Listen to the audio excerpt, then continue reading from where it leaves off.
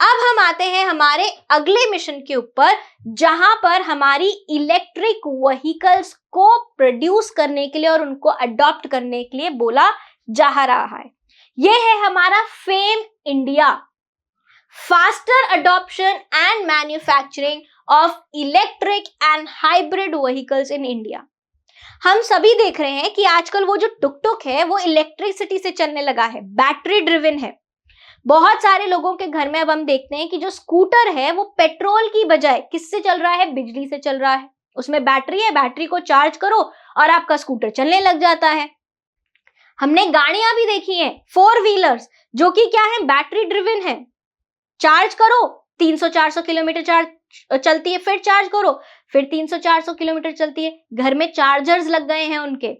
गाड़ी में petrol pump के पाइप की तरह चार्जर फिट कर दो और वो गाड़ी आपकी 3 से 4 घंटे में चार्ज हो जाती है।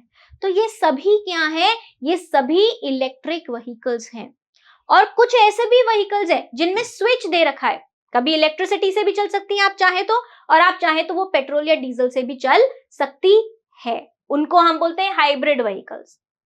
तो इस मिशन के अंतर्गत जो ये हमारा मिशन है, fame mission, fame India mission, यहां पर क्या बोला गया है, यहां पर बोला गया है कि पेट्रोल और डीजल से हम किसके ऊपर शिफ्ट हो जाएं, इलेक्ट्रिक व्हीकल्स पर शिफ्ट हो जाएं। सरकार क्या कर रही है, सरकार लोगों को इंसेंटिव्स भी दे रही है, इंसेंटिवाइज कर रही है लोगों को कि आप पेट्रोल और डीजल के व्हीकल्स को छोड़िए, आप किसके ऊपर आइए, इलेक्ट्रिक व्हीकल्स के ऊपर आइए। इलेक्ट्रिक व्हीकल्स के ऊपर काफी सारी सब्सिडीज भी दी जा रही हैं, जिससे कि ज्यादा से ज्यादा लोग इलेक्ट्रिक व्हीकल्स को खरीदें।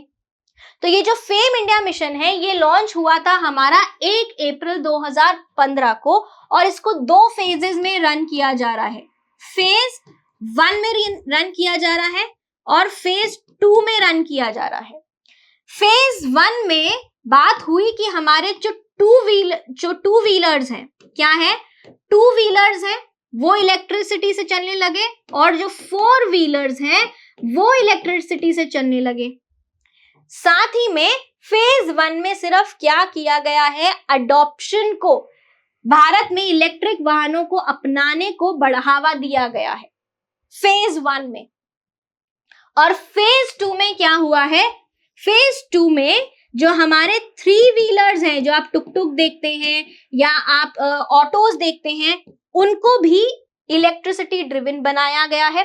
साथ ही में हमारी इंडिया में इलेक्ट्रिक व्हीकल की मैन्युफैक्चरिंग को बढ़ावा दिया जा रहा है कि हमारी इंडिया में ही इन इलेक्ट्रिक व्हीकल्स की बैटरीज का, चार्जिंग इंफ्रास्ट्रक्चर का और व्हीकल का मैन्युफैक्चरिंग हो सके, उत्पादन हो सके, निर्माण हो सके।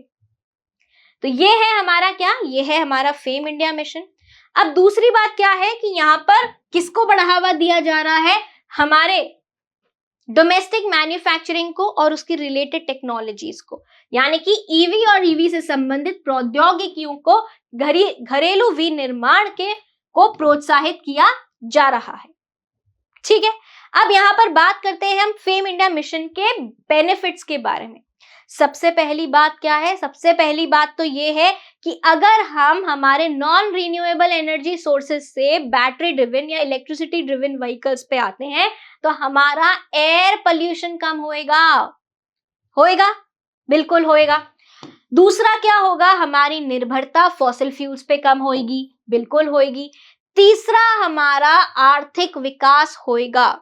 जो चौथा स्तंभ था, फीड, FEED, किसका, NMEEE का, उसको भी हम क्या कर पाएंगे, उसको भी हम अचीव कर पाएंगे। साथ ही में हमारा जो NMEEE का मेन मकसद था वो था इम्प्रूव एनर्जी एफिशिएंसी, कम से कम हम एनर्जी को यूज करें, वो भी हम क्या कर सकेंगे, अचीव कर सकेंगे, हासिल कर सकेंगे। तो ये जो फेम इंडिया है ये NMEEE को, national mission on enhanced energy efficiency को सपोर्ट करता है, का सहायक है। अब हम यहाँ पर बात करेंगे हमारे फेम से इंपैक्ट होने वाले स्टेक होल्डर्स को। आप सोच के बताओ कि फेम से किस किस को फायदा होने वाला है। हमारे पर्यावरण को तो फायदा हुआ, नंबर 1।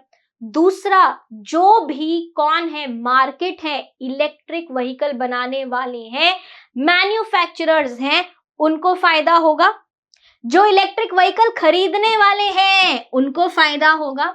साथ ही में अब अगर इलेक्ट्रिक व्हीकल खरीदा जा रहा है तो क्या होगा, बैटरी भी बनाई जाएगी, तो बैटरी जो बनाएगा उसको, उसके मैन्युफैक्चरर्स को फायदा होगा। साथ ही में जो इनके चार्जर्स बनाएंगे और उनका इंफ्रास्ट्रक्चर बनाएंगे उनको भी फायदा होगा। चार्जिंग इंफ्रास्ट्रक्चर भी जो प्रोवाइड कर रहे हैं उनके प्रोवाइडर्स को फायदा होगा। और लास्ट में हमारा पर्यावरण तो है ही, जो कि सबसे हमारी मेन स्टेक होल्डर है, मेन हमारा हितधारक है। अब हम बात करेंगे हमारे अगले मिशन के बारे में, जो कि है NCAP, national clean air programme.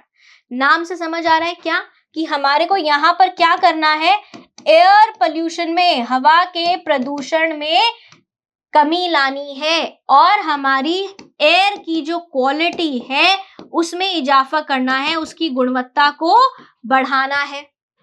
तो ये हम कैसे कर सकते हैं, ये हम ऐसे कर सकते हैं कि फॉसिल फ्यूल्स को जलाना कम करें, इलेक्ट्रिक ड्रिवन व्हीकल्स पे आ जाए, एनर्जी एफिशिएंट हो जाए, फॉसिल फ्यूल्स पे अपनी निर्भरता को कम कर दे। ऐसे ही हो सकता है। चलिए आइए देखिए कि ये NCAP के अंडर हमारी भारत सरकार हमें क्या करने को कह रही है। सबसे पहले ये लॉन्च हुआ था 10 जनवरी 2019 को और इसके मकसद, लक्ष्य क्या थे कि हवा के पोल्यूशन को, प्रदूषण को हमें कम करना है।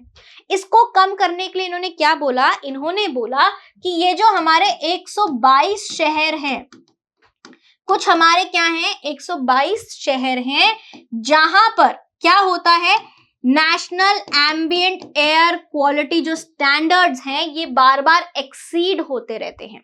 National ambient air quality standards किसके, पार्टिकुलेट मैटर के। ये जो पार्टिकुलेट मैटर है इनका साइज भी बताया गया था कि जो PM10 है 10 माइक्रोमीटर के पार्टिकल्स और PM 2.5 यानी कि 2.5 माइक्रोमीटर के जो पार्टिकुलेट मैटर है ये हवा में क्या करते रहते हैं, ये हवा में ही तैरते रहते हैं। ये ना तो बैठते हैं और ना ही ये ऊपर जाते हैं, ये हवा में तैरते रहते हैं, जिसकी वजह से हमारी हवा की जो गुणवत्ता है वो बिल्कुल खत्म हो जाती है। और हवा ही तो हम अंदर लेते हैं, जीने के लिए ऑक्सीजन लेते हैं, और ये जो पार्टिकुलेट मैटर है जो हवा में ही क्या रहते हैं, लटके हुए रहते हैं, तैरते रहते हैं, ये हमारी श्वसन नलियों में जाकर, श्वसन तंत्र में जाकर हमारे को रेस्पिरेटरी प्रॉब्लम्स क्रिएट करते हैं, सांस लेने में प्रॉब्लम्स क्रिएट करते हैं। आपने देखा होगा कि जब क्या होता है, दिल्ली में पराली जलाने का वक्त आता है तो पराली जलने के बाद में बहुत ज्यादा धुआं ऊपर जाता है, बहुत ज्यादा धुआं प्रोड्यूस होता है, ठीक है। अब ये जो धुआं होता है ये क्या करता है, ये स्मोक फॉग के साथ मिल जाता है, क्योंकि उसी टाइम पे दिल्ली में सर्दी भी बहुत होती है और ये दोनों मिलकर क्या बनाते हैं, स्मॉग बनाते हैं, जिसकी वजह से जो क्या होती है, विजिबिलिटी होती है वो कम हो जाती है और ट्रैफिक बिल्कुल क्या हो जाता है, बिल्कुल ही स्टॉप हो जाता है। ठीक है, तो यहाँ पर हम किस पे फोकस कर रहे हैं, उन सिटीज पे फोकस कर रहे हैं जो लगातार निरंतर NAAQS के पैरामीटर्स को, पार्टिकुलेट मैटर के लेवल्स को क्रॉस करती हैं। ठीक है, कैसे करा जाएगा ये आप बताइए खुद कि हमारे को हवा की गुणवत्ता बढ़ाने के लिए क्या करना होगा।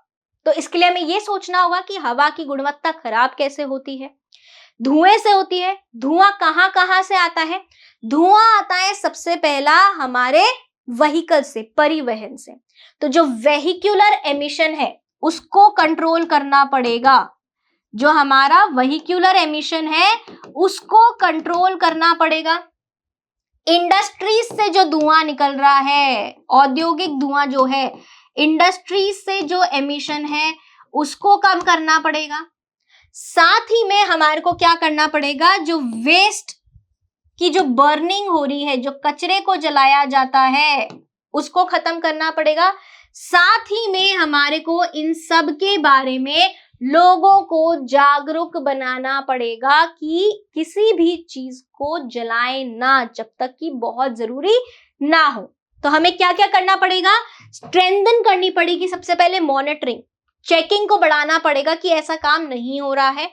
दूसरा, हमारा जो भी एमिशन है, धुआं है इंडस्ट्रीज से, उसको कंट्रोल करना पड़ेगा, या फिर ऐसा करना पड़ेगा कि वो जो एमिशन है वो जहां पे शहर है, जहां पे लोग हैं, उससे दूर जाके रिलीज हो, जिससे कि जहां लोग रह रहे हैं वहां हवा प्रदूषित ना हो। व्हीकल के एमिशन को कंट्रोल करना पड़ेगा, कचरे के जलाने को कम करना पड़ेगा और लोगों में जागरूकता फैलानी पड़ेगी। जब ये करेंगे तब हमारा NCAP national clean air programme का मिशन अचीव हो पाएगा। अब यहाँ पर हम बात करते हैं हमारे एक और मिशन के बारे में, जो कि है स्मार्ट सिटीज मिशन। ये स्मार्ट सिटीज मिशन क्या है? ये तो ये लग रहा है कि हमें हमारे जो शहर है उनको स्मार्ट बनाना है, यही समझ आ रहा है, और ये मिशन भी उसी के बारे में है। तो ये जो मिशन है इसको लॉन्च किया गया था 25 जून 2015 में, और ये डिसाइड किया गया था कि 100 शहरों को पूरे भारत में मॉडल स्मार्ट सिटीज के तरह से विकसित किया जाएगा। पूरे भारत में 100 शहरों को मॉडल के रूप में विकसित किया जाएगा और उनको स्मार्ट शहर बनाया जाएगा। अब ये किया कैसे जाएगा? सबसे पहले तो किसी भी शहर को अगर हमें स्मार्ट बनाना है तो उसमें जो भी लोग रह रहे हैं, जो भी बिल्डिंग्स हैं, इंफ्रास्ट्रक्चर है, उसको डेवलप करना पड़ेगा। लोगों को अच्छी शिक्षा, अच्छा खाना और स्वच्छता मिलनी चाहिए। शहर में इंटरनेट कनेक्टिविटी होनी चाहिए। जो घर है, हर इंसान को रहने के लिए एक अफोर्डेबल घर मिलना चाहिए। ये सभी चीजों का हम क्या रखेंगे? ध्यान रखेंगे। तो यहाँ पर हमारे पास में क्या है? हमारे को शहरों को बदलना है। किसमें? सस्टेनेबल में, स्थायी रूप से बदलना है। साथ ही में हमारे को इंक्लूसिव अर्बन स्पेसेस बनानी है, जो कि टेक्नोलॉजी को और हमारे इनोवेशन को और सिटीजन फ्रेंडली अप्रोचेस को अपनाए। बात समझ में आ रही है? तो यहाँ पर क्या क्या करना होगा? हमारे को इंफ्रास्ट्रक्चर को अच्छा बनाना होगा। इंफ्रास्ट्रक्चर कैसे होगा? जो कि एफिशिएंट हो और जो कि कैसा हो? लिवेबल हो, रहने लायक हो और इंक्लूसिव हो। बात समझ में आ रही है? शहरों में एक जगह से दूसरी जगह जाने के लिए जो हमारे को परिवहन यूज करना है वो कैसा होना चाहिए? एफिशिएंट होना चाहिए, जिसके लिए हम क्या यूज करेंगे? हरित परिवहन, जो कि ग्रीन ट्रांसपोर्टेशन होता है, यानी कि पब्लिक ट्रांसपोर्टेशन यूज करें और ई व्हीकल्स का यूज करें। तीसरा, अफोर्डेबल हाउसिंग होनी चाहिए। चौथा, इंटरनेट कनेक्टिविटी, आईटी कनेक्टिविटी होनी चाहिए। पांचवा, सस्टेनेबल प्रैक्टिसेस होनी चाहिए। पानी को वेस्ट ना करें, हवा को प्रदूषित ना करें, लैंड का सही इस्तेमाल करें, जितने भी नेचुरल रिसोर्सेज हैं उनका स्थायी रूप से इस्तेमाल करें। साथ ही में RRR पॉलिसी, 5R पॉलिसी का इस्तेमाल करें।